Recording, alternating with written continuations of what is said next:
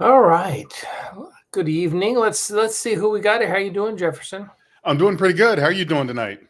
Yeah, I'm doing okay. Good. I'm trying to shake that feeling that I've got to sneeze. I hate that. For like the last 30 seconds, I felt it there. And I heard this thing that when you feel that, you should like look up at the ceiling. And I don't know, it's supposed to go away. I don't know if I believe that. Yeah, I don't know if I believe that, but I don't know where I heard that. the best solution is just to get it out and sneeze. Yeah, really. There's someone. Jim's Landscaping LLC #1 is here. How are you, Jim? Dale's going to join us in a little bit. He called me and fortunately woke me up from my nap like 10 minutes ago. I was like, hey, I'm going to be a little late. I was like, oh, I'm glad you woke me up. Yeah. Anyway, I got up early this morning. Yeah, that's worse, getting woken up from a nap. You feel like you don't know what day it is or where you're at. I'm usually hungry when I wake up from a nap. Oh, really? Yeah, this is no exception. I was hungry. But what are you going to do? Okay, so since there's almost no one here, let's play a little bit of this. So we're going to talk a little bit about Star Trek. Okay. A little bit of this. There was a lot of news for Star Trek at San Diego ComicCon this year, and a lot of interesting stuff that came out of there. Extended clip for the new season of Strange New Worlds, preview for Section 31 movie, and for Lower Decks. So, lots to talk about from there. All right, let's take a look here. Let's play a little bit here. All right.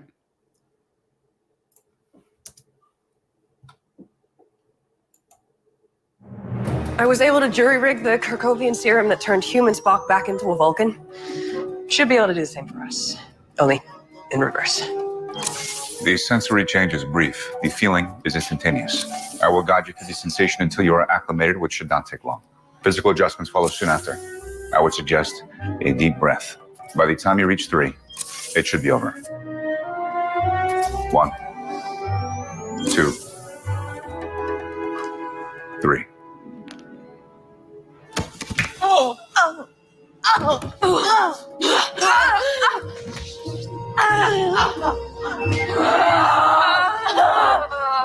My emotions feel overwhelming.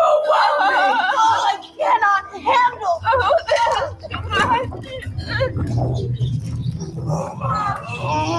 You don't feel anything? No. And to be honest, I'm a little jealous. That looks like fun.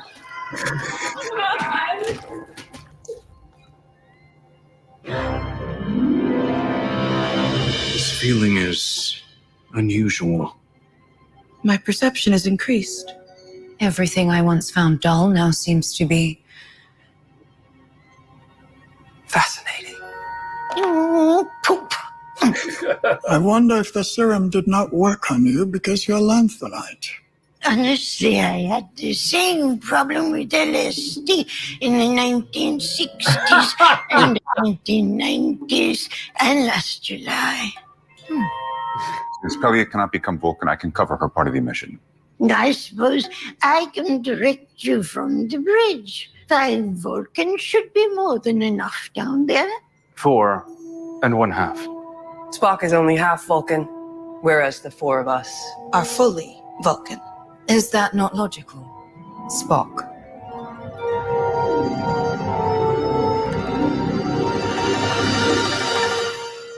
Indeed, it is. All right. That's and there we go. There's okay. I watched the whole scene, and there's the humor that they do with Strange New Worlds. It's really funny because a lot of times it's like so kind of the straight man humor. You know, they don't play it like they are doing it for the intention of wanting laughs like Lower Decks does. Right. The way the Strange New Worlds does it is very much just in my opinion, the way you do humor. Yeah. It's all right. Listen, I'm always open, and I love Strange New Worlds, so we'll see what it is. Let's also take a look at the teaser for Section 31.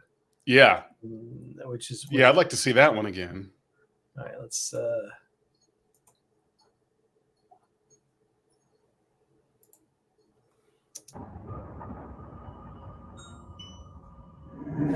An emperor can only be loyal to duty. Thus does the empire remain strong. Thus does it grow. All hail the emperor!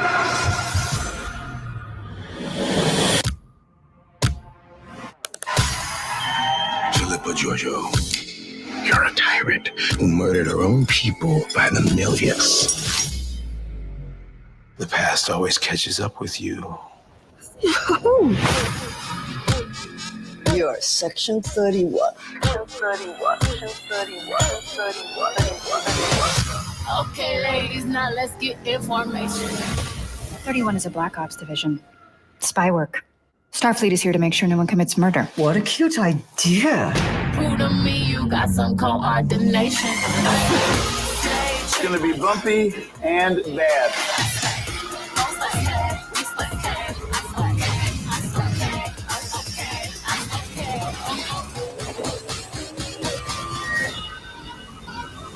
You're a bad bitch. We can't trust you with our lives, but here we go. Somebody's got to keep it lively, right? Okay, ladies, now let's get information.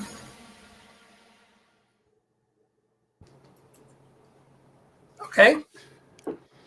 You know, I've got mixed feelings about the movie. I think in general, going with a streaming movie is a good way to go for Star Trek, because it's just trying to put out Hollywood blockbusters. It works here and there, but Star Trek, I just don't feel that it's something that is a movie theater tentpole. And streaming has certainly shown that it's a good way to go for films. And the first feeling that I had the first time I watched that trailer was I feel like, and it could be wrong, could just be that I'm too old, but I feel like this is an example of Star Trek trying to relate to a younger, more hip audience. I mean, I'm not an old timer. I didn't watch TOS when it originally aired. I'm going to be 47 in September, so I'm not, that long in the tooth. But the one thing I just kept saying to myself was, I don't know, this trailer really feels like, and I also don't want to be one of those, this isn't Star Trek. This is not a Star Trek preview. But it just felt, something just didn't feel right about it, about the tone of it. It almost seemed like it was trying to be more than what it was. More than perhaps someone more eloquently. Right. Maybe someone more eloquent than I could say it better. It was just the music just didn't. Right. It's like, who are you trying to attract here? Hey, Dale, how you doing? Pee-wee loves Dale. Hey. There's your boy. Pee-wee. Is that the dog's name, Pee-wee? Yeah. That's Pee-wee the dog. Oh, and then here's my current little superstar who recovered from being really, really sick. We were really worried. This is Pinot Grigio. What Pinot? There you go. The wine kitty.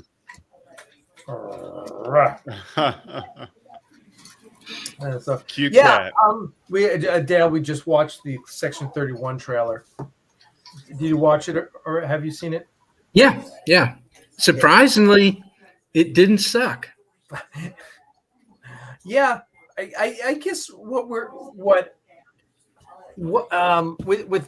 all these that we're seeing, the question is, do we each consider them Star Trek enough, right?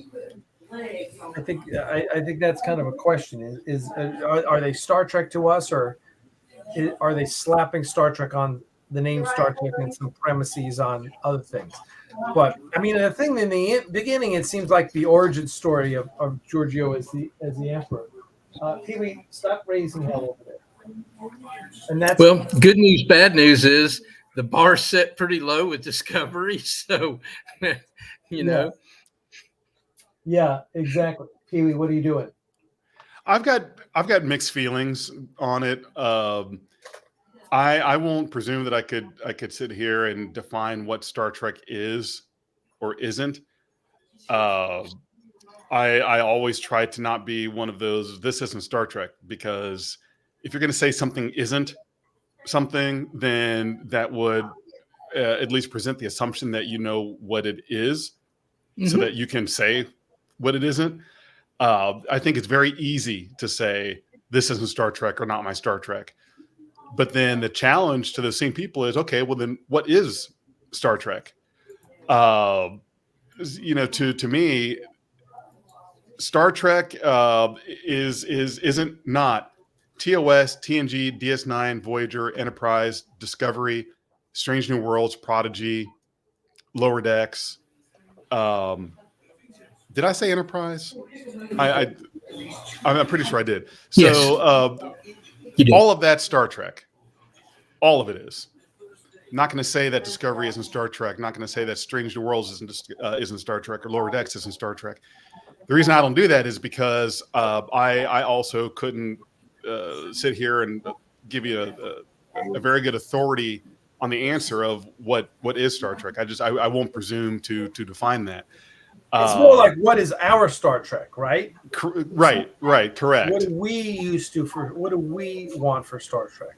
But when Deep Space Nine first came out, man, you talk about something as far from conventional Star Trek as can be.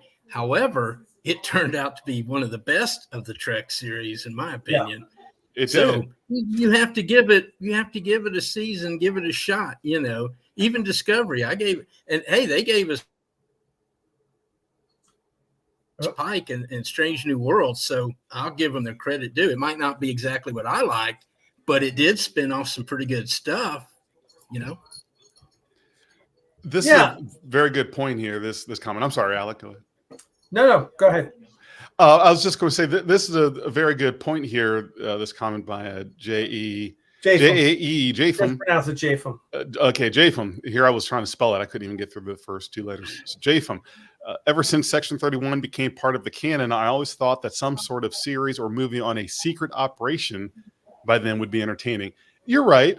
I think there's always been a story idea there for something related to Section 31. And I'm not saying that I'm not glad that they're not doing something with it. I'm glad that it's they're not trying to turn it into a multi-season series. It probably could. I mean, who knows? It may work. It's just I've got mixed feelings from the trailer, and maybe it's something as easy as the music. I don't know. I'm sure that there are some out there that are doing their magic, doing their redubs that will probably might have something on YouTube. I don't think Star Trek is important enough for people to put in the effort to redo music to stuff, but to me, that was just the one thing that sort of felt a little bit out of place to me. Well, I think because maybe it's a movie and not a series. So, yeah, the music is going to be more original kind of stuff, Right. But I think the actors look great. And the dialogue I saw, the action was like, hey, this is actually better than I thought it would be. Right. So I'm looking forward to it. I will give it its due chance, and I'm going to watch it. I'm not going to kid anyone and say I'm going to protest and not watch it. That's one thing that I will do is even if there's Star Trek out there that I don't like, which a lot of people know Lower Decks is it, I still watch it because if I'm going to talk about it or be on a podcast about it, I think what shouldn't say is, I stopped watching after the first 3 episodes of the first season and I haven't watched it since. I'm like, okay, well, it kind of kills your legitimacy of your opinion when you haven't watched any of it. So, I'll still suffer through it. So at least I can have an informed opinion. Yeah. I watched Discovery to the bitter end, to the very last episode, and enjoyed parts of it. But some Trek's better than no Trek in my book. So yes, I'm not going to be a gatekeeper for anybody. Right. Exactly. Yeah. I'll take that. I'm not saying I want no Star Trek. Let's I'm going to share. John Eaves had posted some images from ComicCon. So now, so let's share. This is, if I'm understanding the following pictures, this is a large scale model of the Cerritos. I think it's done by Factory Entertainment. This is they're doing a bunch of these large scale ships. Let's see. Is that a Lego model? Oh, okay. No. He says here, it's a display model down in the Gaslamp District where Paramount is a small tour of props and costumes from Star Trek and Doctor Who. Oh, okay. All right. What else? I guess that's what this is. This is a... That's Mariner's costume. She got the sleeves rolled. Yeah. Yep. And this is one. I guess this is probably the captain's chair from the Enterprise D recreation that they did. All right. This. That's the Phoenix. I'm guessing it's the same. It's a. See, now this is okay. So this is on the. This is Factory Entertainment here. So this is. I'm guessing they're coming out with large scale models. I mean, that's the kind of display. It's a good looking model. Let's see if there's any comments. Yeah, if you like the E. Yeah, I love the E. I love the E. So this is, and in the background you can see the Enterprise G. Oh yeah. Yeah. Right. GEF. Right. G. A lot of good quality on the model work there. And these are pictures from San Diego Comic-Con. Okay. This is from San Diego Comic-Con. He's just all right. There you go. He didn't follow up with any other photos, so I don't know. Let's see. Let's. I wonder if Factory Entertainment.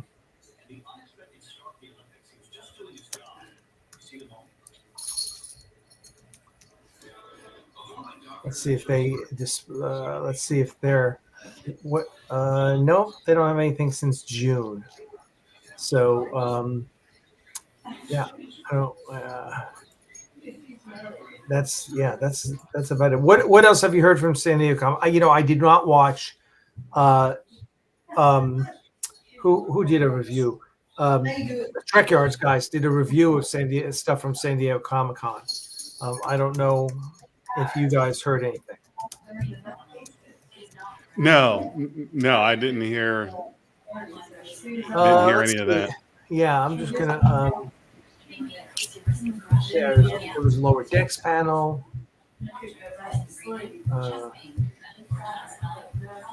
I did see the 5-minute Strange New Worlds video.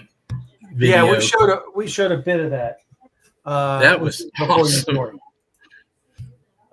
Yeah, it looked cool. It looked cool. Well, Strange New Worlds, they know how to do it. I'll give them that. Oh, yeah, Terry Metalis is really good. Yeah, he is. I know what I wanted to comment on. So apparently, there's going to be a live action Star Trek comedy. Now that is one right there that I will tell you if there's anything that I think definitely again. I can't say I'm ready to define what is Star Trek, but that one right there feels like it's ready to make me say, I don't think that is. I don't know what is this Star Trek as a comedy, having humorous moments is one thing. I don't know that I could see it working as a comedy. To me, that seems like more of a stretch. And the example I'll cite there is there's good comedy, there's Star Trek 4 comedy, and there's bad comedy, Star Trek 5 comedy. There's a big difference. If you're not careful with it, then you can get into the Star Trek 5 / Lower Decks type quality, which just has you kind of rolling your eyes and checking your watch to see, is this over yet? Yeah, I'm looking for. Yeah, is that Starfleet Academy? Is that what you're talking about? No, not Starfleet Academy. This is something else. This is some unnamed thing. Right? Yeah. Yeah, I don't know about that. I hear you, and I saw that, and I was like, what? That okay. But I think the thing that Lower Decks and even Prodigy have done for us is they've certainly opened up our eyes to what can be Star Trek, right? Mm-hmm. So maybe that's I think with all this stuff, we've kind of got to be open-minded about it, right? Sure. All right. Let's push the envelope. Let's try to redefine this thing that we all feel like we can define. Yeah, exactly. I'm just trying to find anything about what's going on. What's going now. Star Trek Las Vegas is this coming week. Is that it? Are you familiar? That's what I heard. Let me look that up. I know that one is soon. I think it's in August. So it should be. Yes.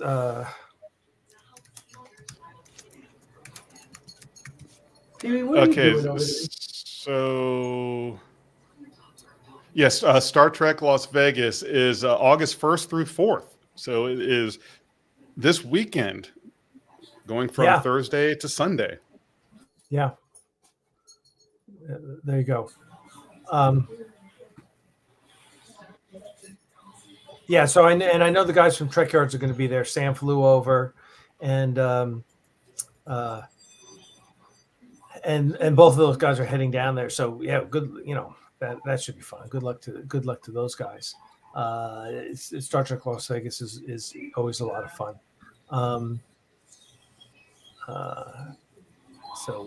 But I'm trying to find out what else may have happened.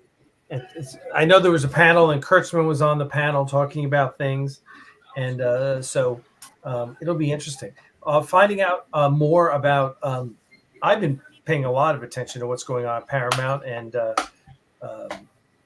the interesting thing is their new CEO, who comes over from NBC Universal. He is very interested in revitalizing their IP. So he's a big hawk about the IP and obviously Paramount owns very specific IPs. So it'll be interesting to see. Obviously, Star Trek is one of the big ones. So it'll be interesting to see what their take on that is. Let's see. Oh, there's Frank Parker stopped by. Hey, Frank, good to see you.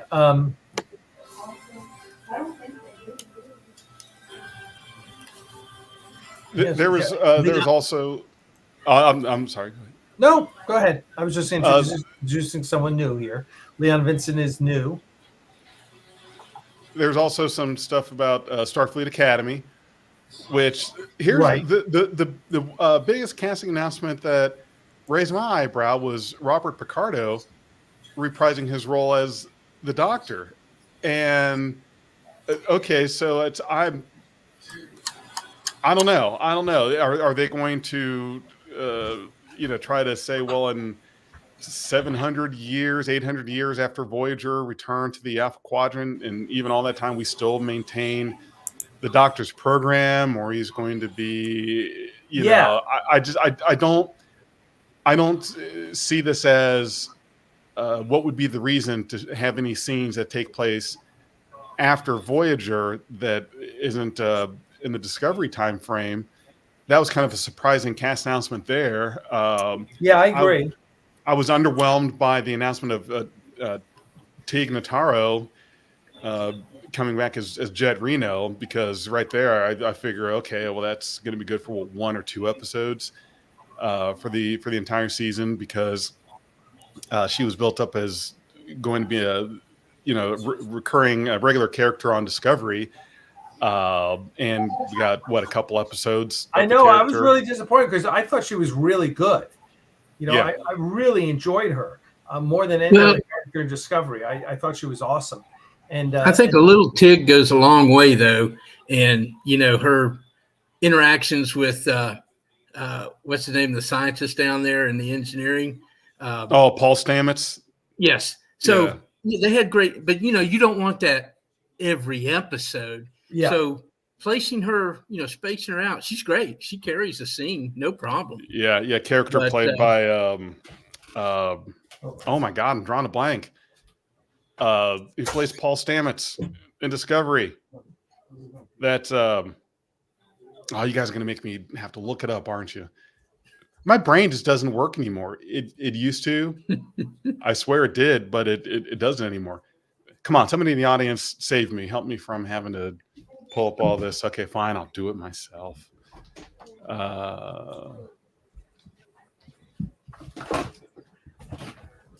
Sorry, I had to let Pee-wee out. Anthony Rapp, that's right. Anthony Rapp, yeah.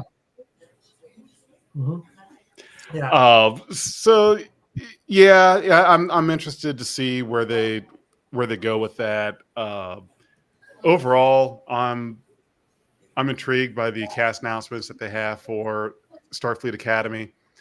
Well, it's going to be interesting. Because I think a lot of us question the premise of the series, and obviously there's a lot of disappointment that this is what they went with rather than Star Trek Legacy, which kind of had a built-in audience right off the bat. It can still happen. Clamoring for it. No one was clamoring for Starfleet Academy. Right. Well, I figured out how they're working the Doctor into it, though. So the Voyager episode where he was left in the Delta Quadrant, or a copy of him was left in the Delta Quadrant, and he was in like suspended or sleep mode or whatever for 700 years. And he woke up in this alien culture that thought that Voyager had, started a war. And anyway, at the end of the episode, it said that he was there as their great doctor for years and years. And then he left to go back to the Alpha Quadrant. So I wonder if that's him. Could be. Yep. That could well be. That's a really good point. Because I don't remember the details there, but that sounds about right. Yeah. So that would be interesting. Anthony Rapp. Yeah. A little sidebar about Anthony Rapp. Crystal had,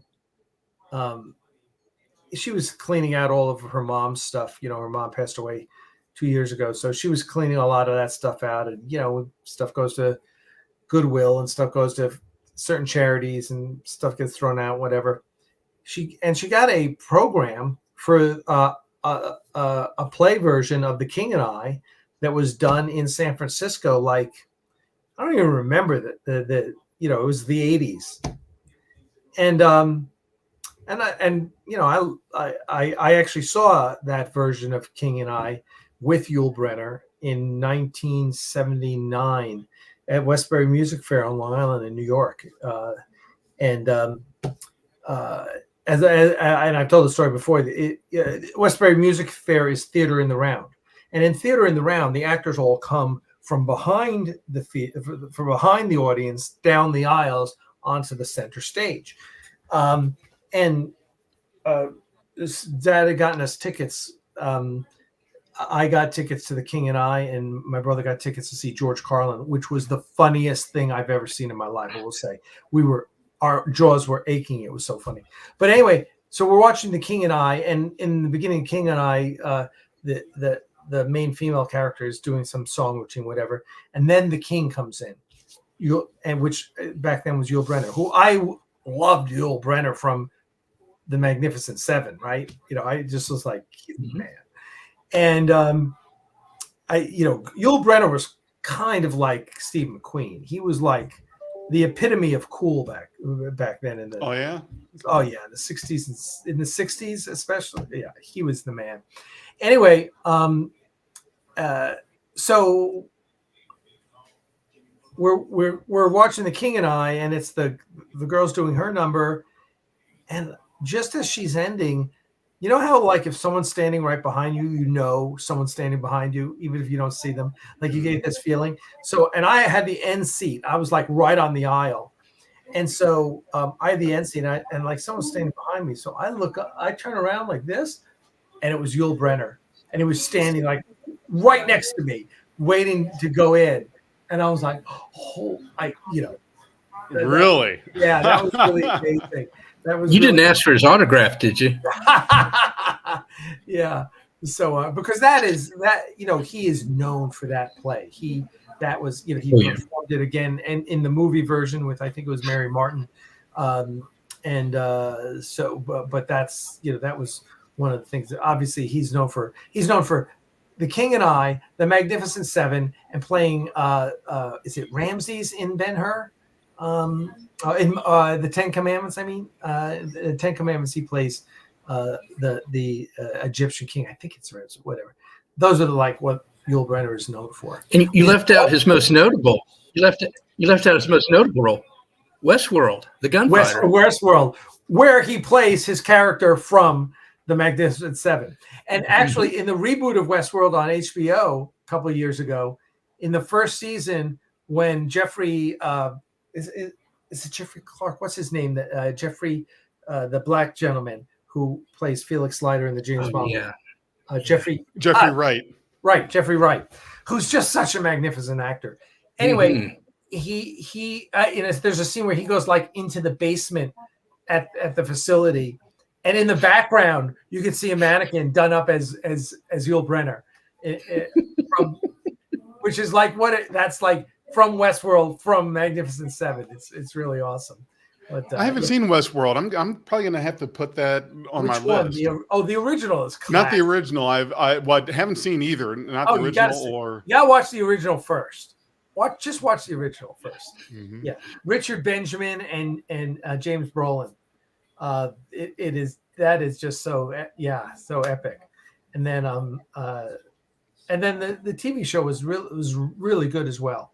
It was really interesting. Leon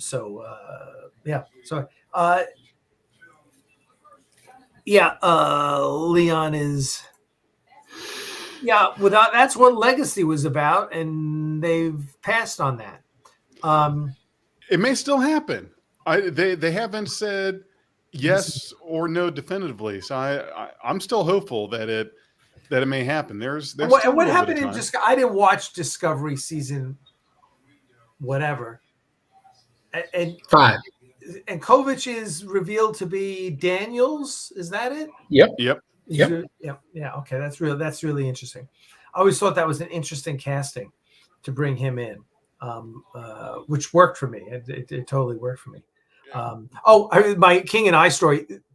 So to finish the King and I story, that was a nice reveal. In this program that we found, it was a San Francisco. It was when the touring company of The King and I went to San Francisco. I'm flipping through it, and Anthony Rapp was in the play as a kid. He was like one of the kids that the teacher was teaching. I was like, Anthony Rapp, and so I went to his IMDb, and sure enough, in his IMDb, it was when he was a kid. He was in. I was like, wow, that's wild. Yeah. Oh, was he? Okay. Yeah. So. He was clearly a child actor. Okay.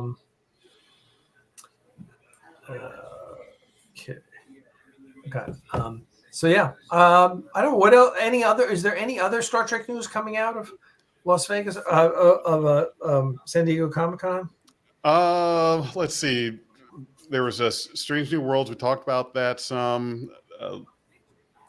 Didn't really get too much into Lower Decks. That was seems to be kind of the last the last thing that was talked about and brought up that we hadn't spent a whole lot of time on yet. I just watched the preview of that, the trailer for season 5, right before we started this live stream, and it was I don't know. It's just okay. Yeah, it was a trailer for Lower Decks. I don't have a lot of very high expectations for it. You're pretty harsh on Lower Decks. Yeah, I really wish I wasn't. It just doesn't really do a lot for me. Now I'm not gonna call myself a Lower Decks hater or anything like that. It's not my preference. Well, that's all right. Yeah, listen.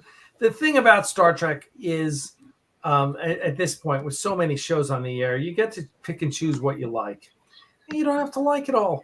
That's okay. It's interesting because, if anything, and personal experience here is, I feel that Star Trek has been, and I honestly don't mean this in a negative way. I mean this in an observational way. Star Trek has been diluted for me. There's so much Star Trek now. I mean, it used to be there were 5 shows, and that was Star Trek, and it all, even Enterprise kind of, was part of the pantheon of Star Trek, and you could say, well, I liked Voyager less than I'm not so big on Enterprise, or whatever, Obviously, I grew up with TOS. That was my show. A lot of people, Jefferson, grew up with TNG. That's your show. Mm-hmm. Some of us, like Dale and I, are huge DS9 fans. Liked Voyager, didn't love it, but liked it. Right? Mm-hmm. All of a sudden, now Star Trek. Hey, buddy, what's up? Star Trek there's so much Star Trek. So it's like now I have to have an opinion on 10 shows or soon to be 11 shows. I mean, it's like, oh, fuck. Well, no one's going to like all of it, right? True. So it's changed so much. This is really where I think Discovery has kind of poisoned the well, in that it's changed the way we look at canon, right? Yeah. And which I think it's a lot easier to fit Pike into our view, but I'm very happy having a multiversal view of Star Trek. It's like I'm okay with all of that stuff. Well, even Enterprise, I didn't really, I really didn't get into it until seasons 3 and 4. I thought the first 2 seasons were just slow, just kind of dull, and so yeah. Even then, there was a time where even the older Star Trek had its weak points. Yeah, TOS had some very uneven seasons, but you had standout episodes in every season. And by the way, that's kind of the way I looked at Enterprise. They were world building, and they were doing touchstone episodes that harken, to TOS, and trying to stay in canon, as much as they could, and tell an interesting story. But yeah, I'm with you guys. I think you're going to find out, oh my gosh, we're going to have Starfleet NCIS and Starfleet JAG and Starfleet Medical. There's all these formative shows. Right? It's like crazy. Just slap a name on it. Yeah, but Discovery might even be like the Dallas of of Star Trek shows, with all the drama and stuff in it. Yeah. By the way, has everyone seen Wolverine Deadpool yet? I saw Deadpool and Wolverine last night with my son. I saw it yesterday with Crystal. No, you haven't seen it yet, Dale? No, because no one invited me to go. You usually go with Julie. Now, I will say, we found a great new theater on the east side of Athens. The whole big seats, and with a full menu, like hot dogs, wings, hamburgers, right? And Crystal got a hot dog with fries, and the fries were fantastic. I had a pretzel, which was really good. Like we were like, wow, this is like our new theater right here. But without giving spoilers away, because I'm sure the people who are watching, some people have seen it, and some if you're in the comment section, no spoilers, but tell us if you've seen Wolverine, Deadpool yet, Deadpool, Wolverine yet. Just make a comment so we know who's seen it in the comments section. But I loved it. I thought I was like, oh, good, the Marvel Universe is back. What did you think? All my Jeff? friends that have seen it, none of them have had a bad review. Every review has been like, this is great. This is more like what they should be doing. I went to very carefully not do any spoilers. I'm not the biggest Ryan Reynolds fan. I can only tolerate him in very low doses. There have been some things that he's done that were okay. I saw the first Deadpool, the second one, of course this one, and I think that there shouldn't be more. I feel like that the character has with it doesn't have the kind of longevity in the character, in my opinion, as say a character like Wolverine. That there's just so much mileage that you can get out of the character. After seeing it, I really felt like, okay, all right, I'm good. There should be no more Deadpool movies. This is it. Shit, this is as much Ryan Reynolds as I can tolerate. 3 movies worth. But one of the things that I saw on on a forum that I would have to say I certainly agree with, and it goes along with the casting of Robert Downey Jr. as Dr. Doom for Avengers Doomsday, is and it's shown quite a lot in Deadpool and Wolverine. I think the multiverse is too much of a crutch now that can really take away from good writing, good storytelling, because you can take characters and regardless of what happens with the character in a movie, whatever impact the character has, and I'll use Avengers Endgame. And again, I'll try not to spoil that one, but there were some. You can spoil it because if you haven't seen Avengers Endgame by now, okay, fuck you. Yeah, really? right. If you have not seen Endgame, jump out of the live stream for a couple minutes. Yeah, because some of us have seen it a dozen times. Yes. So with the multiverse and what they've done is you can take sacrifices like what Black Widow did to get for Clint to get the Soul Stone. Yeah. And of course for the sacrifice Tony Stark made. And you can take all of that and say, okay, yeah, that's great. But guess what? We'll just pluck this one from Earth 218 or pluck this one from Earth 98 or here or there, whatever.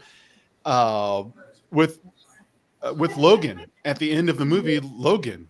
I mean, you talk about the end of a character done right. Okay, sure, great, but guess what? We have this Earth over here. We can just pull another one. We have them all over the place, and the risk you run is you can just replace the characters. Now you can say, well, we can have any actor play any character. Play multiple ones. Sure. Leave us alone about Robert Downey Jr. playing Dr. Doom. Chris Evans was Johnny Storm in the first 2 Fantastic Four movies. And he was Captain America. Nobody complained about that. And the thing is, though, is that the comics have set the precedent for all of this stuff. So, right. Well, that's where the storyline of Tony Stark as Dr. Doom comes from. It comes from the comics. And they made that reveal. It's if you were a comic guy, you go, oh, they're doing that storyline, right? Just kind of listen. It's the same as with Winter Soldier. When they did Winter Soldier, you were like, oh, they're doing that storyline. Okay, I got it. So they're picking and choosing what they want. Yeah, and it's awfully convenient. The multiverse can be. I mean, but listen, if you watch the first season of What If, that was a multiverse story, and Sure. and it worked well. I don't have a problem with it, really. I hear you that it can be a crutch, but Jesus, it's like, and I will say, this isn't a spoiler. All the in jokes in Deadpool Wolverine about the Marvel universe were hysterical. Yeah. All the breaking of the fourth wall. I mean, you think he does it a lot in the first two movies. Holy crap! That is a constant running joke in this one, but which is what kind of sets it aside. And I think whereas they brought the Avengers kind of into this movie, the Avengers played in this movie without there being any Avengers. I don't think the reverse is going to be true. I don't think you're going to see Deadpool in any crossover, Marvel crossover or Avengers or anything like that. I just don't think they're going to do it. I think they're going to keep it as its own thing, in its own separate, not necessarily a separate universe, but in a separate storyline. I just don't think they're going to mix them, because I don't think that it mixes well. Right, you're right. It doesn't mix well the other way. It's kind of a one-way thing, and I get it that it can be done right. Sure, they've certainly when you get Spider-Man, what was the most recent one? Was it Far From Home, No Way Home, New Home? Oh, the one with the other Spider-Man. No Way Home. No Way Home. Yeah, and that was brilliant. That was done well. That was so well. I mean, I love watching that. So all the stuff between the three Spider-Mans is hysterical. It can be done right. It certainly can be, and sure, you can do stuff like having Tony Stark that ended up being Doctor Doom in another world. I get it. Sure, it's just this whole we can do whatever we want with the multiverse kind of thing. I really think that they should try to get away from that. Like, all right, pick and choose what you want out of having a multiverse, and then let's get rid of it, because that's not something that you just leave open as a crutch. If you want to bring back Robert Downey Jr. some way, somehow, you want to bring back Chris Evans or Scarlett Johansson, you want to bring back Black Panther again, but obviously with a different actor. Okay, mine the multiverse the way you want it. Bring it back to, I guess, the sacred timeline is Earth 616. Why it's not Earth 1 or whatever? And that I know, right? Okay, get what you want, get your cake and eat it, and then close off the crutch. Which is Be kind done of with where it. the story I thought it was going to go to is, okay, how do they reconnect all the universes so there's just a sacred timeline? But what that ultimately means is destroying all these new universes, right? And which is kind of what that, anyway, I don't want to give it away. So I think we're going to continue to see that that they play off the multiverse. I think your point is just don't abuse that. Like, and something like, I'm looking forward to the new Captain America movie. Something like that that has nothing to do with the multiverse, right? Because even if you have a multiverse, it doesn't mean you can't just keep telling stories on your main universe for 95% of the time. And see, that's the problem. The problem with the multiverse is the fact that with Captain America: New World Order, you can follow the comic storyline of Sam becoming the new Captain America, which they're doing. That's great, but it also means that if they wanted to, they could have plucked another Steve Rogers from somewhere else just to have Chris Evans play Captain America again.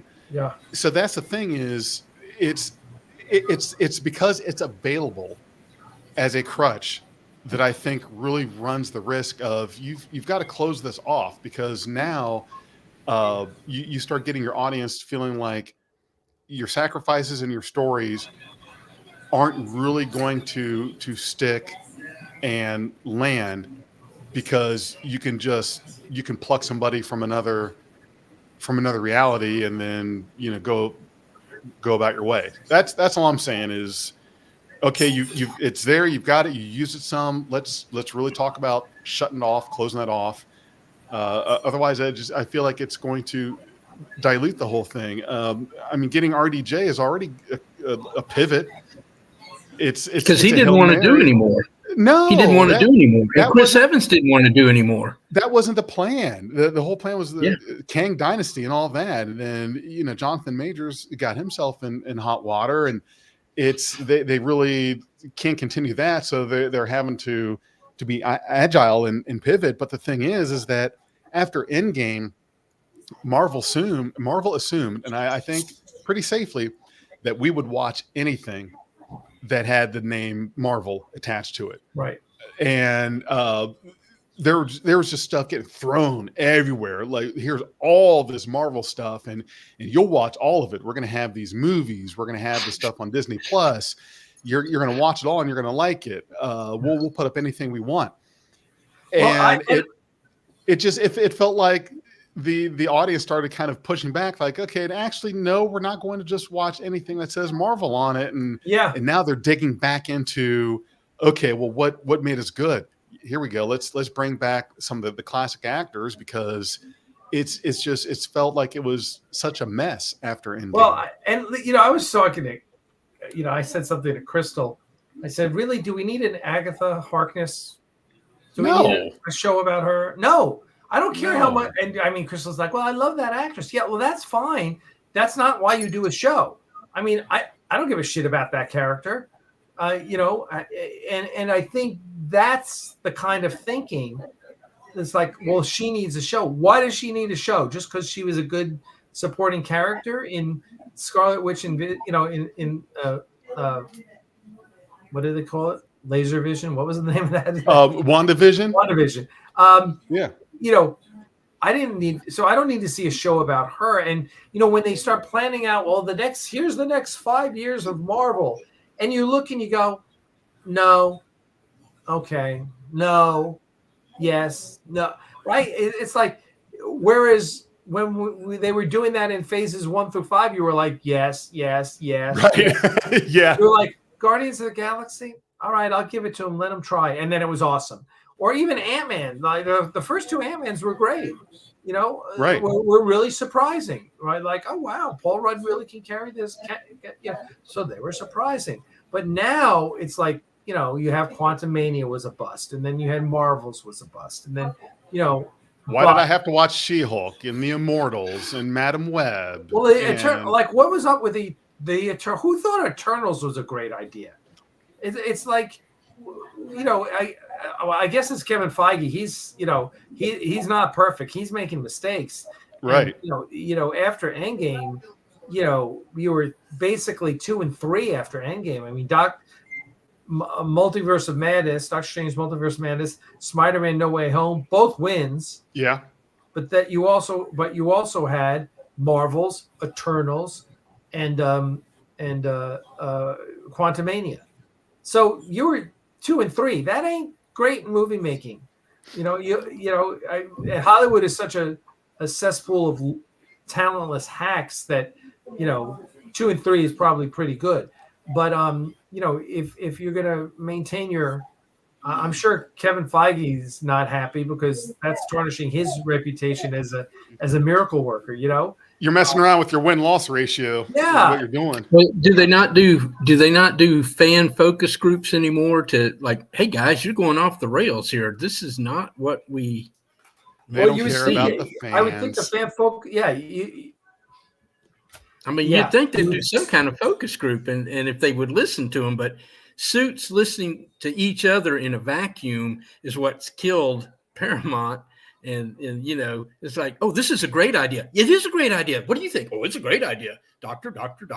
They're all just blowing smoke up each other's ass when anyone from outside looks in and goes, dude, who thought of that? Because that's like mentally ill thinking. Like, there's no way anybody wants that. Right. Yes. Yeah, and you guys are right. In the comments, there were definitely some good product that came out after Endgame. It's just that there was phases 1 through. There was two. Yeah. There was phases they tried 1 to through expand 5. too much. Exactly. And listen, you have people all saying, "Oh, they became woke." That is not what the problem was. And it just pisses me off because saying, "Oh, where they became woke," that the problem with that is not only does it show me your stupidity, it shows me that you're not paying attention to what the problem is. It's like Discovery. Discovery's problem isn't that it is woke. Its problem is it was poorly written and conceived. That's what, and the first 2 seasons rewrote Klingons and awful production design. And you gave us a character no one gave a shit about, Michael Burnham. And you're like, really? She's Spock's sister? Really? We're going to go that route again? There were so many problems. It wasn't that it was woke. And that old stale chestnut? Okay. Yeah, it was great. And it wasn't that Marvel went woke. That's bullshit. Eternals isn't woke. Eternals is just not a really good movie. It's like, it's like, okay. I can't say it's bad, right? I just can't say it's a great Marvel movie. It's, it doesn't hit you like, oh, I got to go see Eternals, right? When did a Marvel movie come out before Endgame where you didn't go, oh, I got to go see that? Every Marvel movie, I saw every single Marvel movie in the theaters up until Eternals. I never saw Eternals, because right off the bat, I'm like, Eternals, what? And so that was the problem. And then they gave us like Marvel's, when Ms. Marvel, when the TV show came on, I was like, okay, I'll watch that. And I watched it and I was amused. I was like, okay, not made for me, right? It's about a young, Southeast Asian girl whose parents are from Southeast Asia, and she's okay. That a lot of things not appealing to me directly. That doesn't mean I can't appreciate the entertainment value of it, right? Mm-hmm. And I was like, oh, that was fun. So when they went to do, and Captain Marvel was a really good movie. The first one was really well done, but the second one was like it was just the reason it was bad is not because it was 3 women. That's not the reason it was bad. It was the writing was bad and the production went off the rails. So I think hopefully, what they're trying to do is get back to the things that make them successful. Right. And that's let's focus. And certainly the whole Jonathan Majors thing is a slap in their face and really forcing them to rethink. Listen, as long as the Russo brothers are part of the mix, I feel confident things are going to go in the right direction, right? Yep. So we'll see. As long as they really start going, okay, what makes us good? What makes us great? And let's do more of what makes us great. A lesson that Disney still hasn't learned. Who's thinking that a third reboot of Fantastic Four was a great idea? No, they're going to keep doing it. It doesn't even matter. They're going to keep doing it. It's with a new cast every time. I'm like, new cast, keep doing it. Well, this time they're bringing it into the MCU. So yeah. I kind of got to say, okay, I'm going to give you it. You bring it into the MCU, and my understanding is that's a multiverse story. They're not part of the universe. They come from another universe where could be. That's that whole line from Doctor Strange Multiverse of Madness is like Fantastic Four. Didn't you guys chart in the 60s? That is so. I'm going to give them that. And listen, they got to bring the whole, the whole DC universe. I'm sorry, the whole X-Men universe into the MCU now, right? Mm-hmm.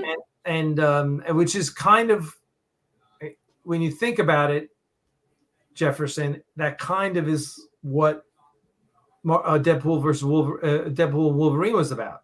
Mm-hmm. Yeah, it kind of is about that. So we'll see. Leon Vincent HK, Colin Farrell is a Penguin. Yeah, that guy's going to win an Emmy Award. I'm going to tell you, he did pretty Eternal. Okay, how does what Brian? What Eternals and John Carter? Okay, explain that one to me. By the way, John Carter of Mars was a really good movie. There's all these reasons. There are literally books being written about it, about why it failed. But you go back and watch it. It was a pretty good movie. Mm-hmm. I enjoyed it. Yeah. Yeah.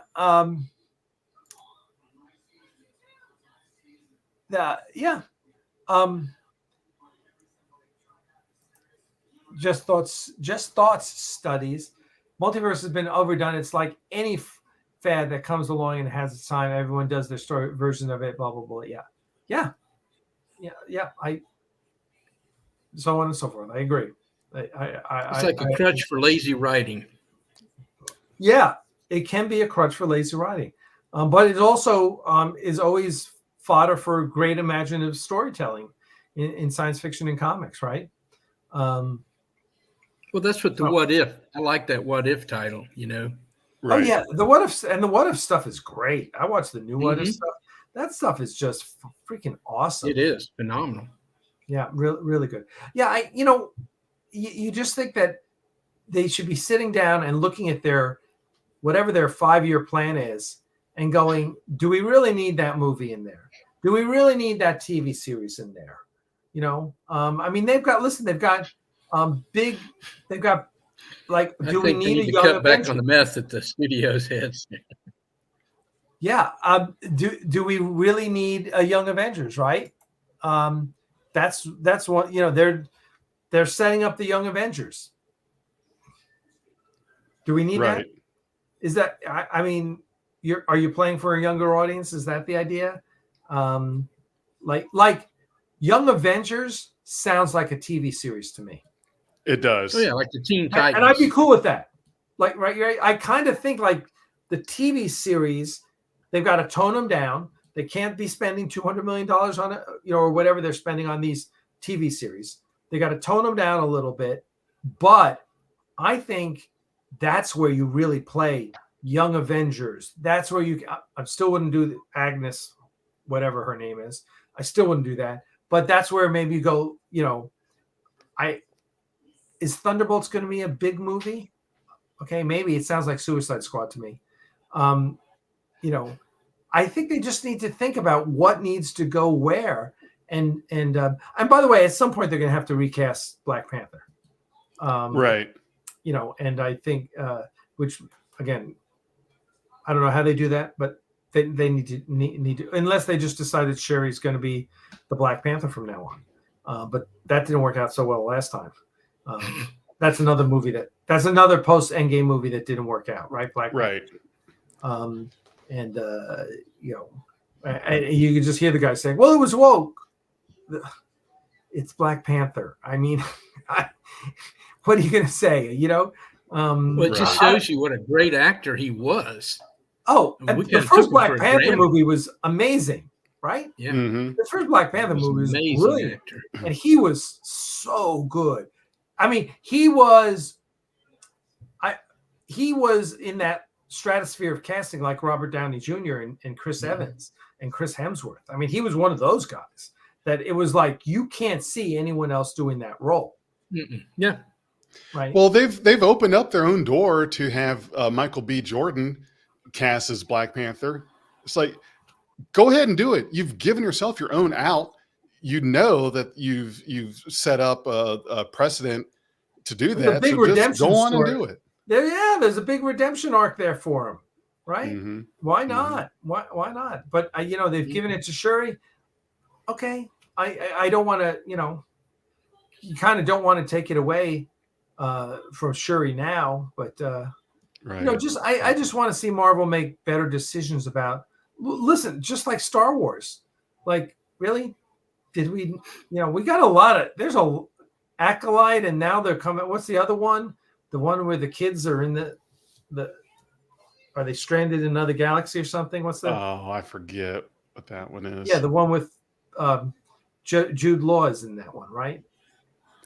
Yes, I know. You know what I'm talking about. I know what you're talking about. I just can't think of the name of it. Yeah.